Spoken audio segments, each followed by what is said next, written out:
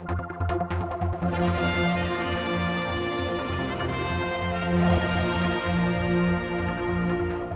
at the Manx Heritage Foundation talking with Adrian Cain, the Manx Language Officer.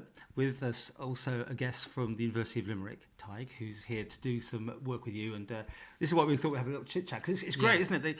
The power of the Manx language does spread all over the place. Yeah, we had a lecturer over from the University of Adelaide a couple of weeks ago who was speaking about a lot of the work he does with Aboriginal communities, also in Norfolk Island. We just had a student over from Japan finding out about the Manx language too. We've got some more visitors coming over soon, and Tadhg's been over quite a number of times over the years with his work at the University of Limerick.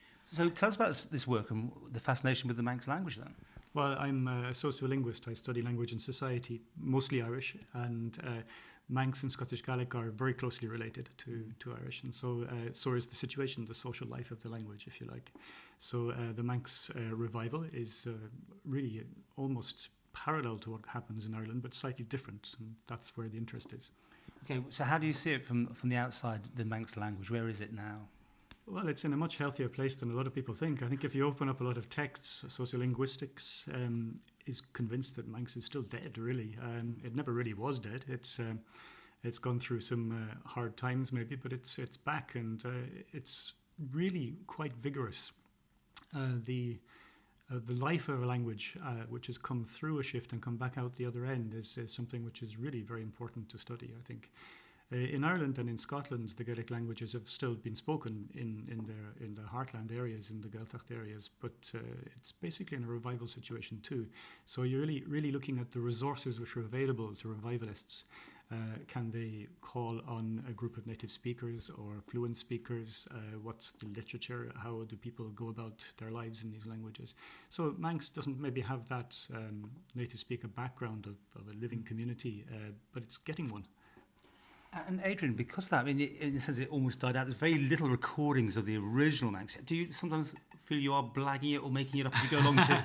I mean, I do that in life generally. I mean, the language does move along, doesn't it? Anyway? Oh, yeah. No, so there are quite a lot of recordings of native speakers. And, of course, I learnt it off people like Brian Stowell, who in turn learned it off the native speakers. So there's a far greater degree of continuity than I think people are aware of, really. But, hey, look, the language... You know, if people like Ned Madrill and Dougie Farragher were here, they'd understand everything we're talking about. And we were talking about before that it's a shame they're not, really, because I think they'd be amazed about the transition in the language. And it's credit to all the work that they were involved in when in a far less favourable climate.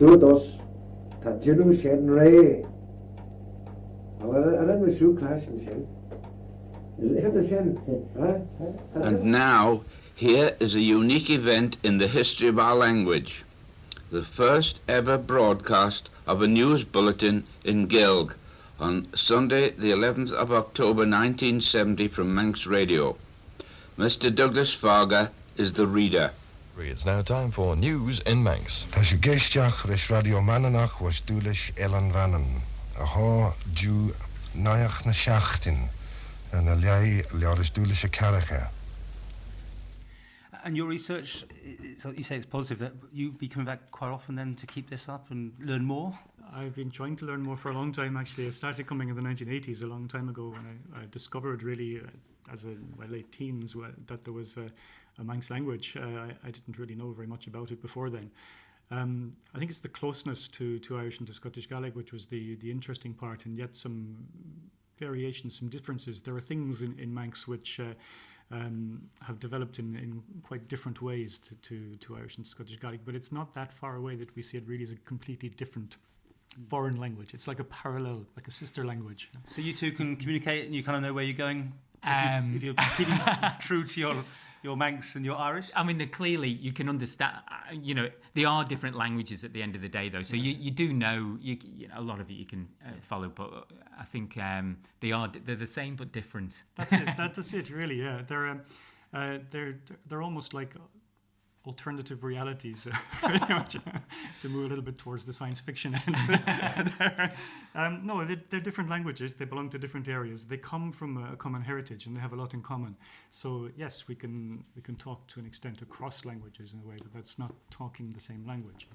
I know you've got lots of work done. We are talking a few more times this week. You're having a Looking busy forward to time, it. aren't you? Yeah. Well, it's good. It's good to be busy. Good to promote the language. Good to let people know that there's some good positive stuff happening in the Isle of Man about not just language but generally culture and identity. And just from this, if someone's watching, if they're interested in taking it further, where should they go? Yeah, well, contact me in the first instance if you're interested in speaking Manx, and they can just phone me in 451 098. 451 098. And that in Manx, please.